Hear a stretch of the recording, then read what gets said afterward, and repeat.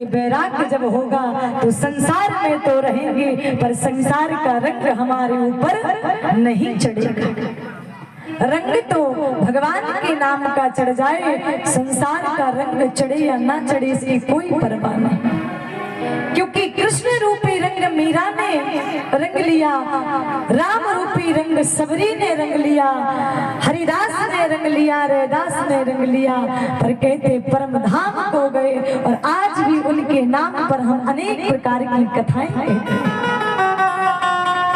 तो जीवन की व्यथा को अगर परमात्मा की कथा से जोड़ दिया जाए तो जीवन की व्यथा भी कथा में बदल जाया करते हैं। बताओ, ये सबरी की, ये मीरा की जीवन की व्यथा थी, पर भगवान से जुड़ गई तो कथा बन गई।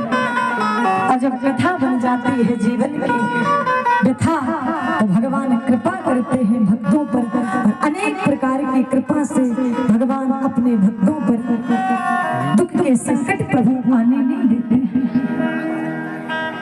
तो प्यारे सज्जनों, आदरणीय श्री सूत जी महाराज वर्णन करते हैं कि जिस समय नारद जी ने कहा मेरी माँ मुझे संतों के पास लेके गई, वहां सत्य जब चले गए, मंत्र देके गए, धीरे धीरे मुझे वैराग्य होने लगा। और इतना वैराग्य मुझे हुआ, मैंने सोचा कि अब तो मेरी माता जी जल्दी चली जाए तो ठीक है, हम तो भगवान का भजन करें।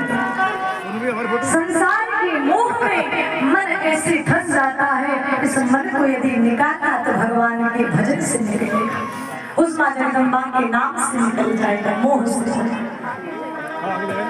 तो जैसे ही एक दिन नारद जी के मन में जब वैराग्य चढ़ने लगा प्यारे,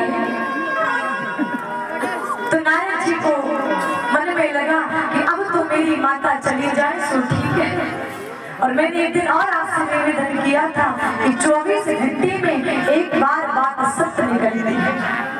अब नारद के मुख से वो बात सत्य निकल गई, और जब नारद के मुख से वो बात सत्य निकल गई, सायंकालीन की बेला में माता जी जैसे गौ धोने के लिए गौशाला में गई, सो काले नाग ने उन्हें डस लिया और उनकी मृत्यु हो गई। अब नारद जी तो बहुत रोए। नारद जी ने कहा मेरी माता को क्या हो गया, सिर रखा माता का गोद में और जोड़ जोड़ से नारद जी रोने लगे। पर ये तो भगवान का, माँ जगदम्बा का अनुग्रह नारद ने समझा। जैसे माता का अंतिम संस्कार नारद ने किया, अब मन में सोचा कि अब भगवान का हम भजन करेंगे।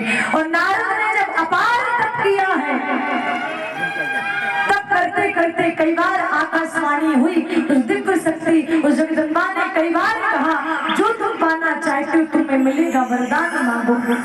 नारद ने कहा अभी वरदान नहीं मांगना, अभी और तप करना है। तो जैसे ही आकाशवाणी होती है और श्रीमन नारायण ने नारद से कहा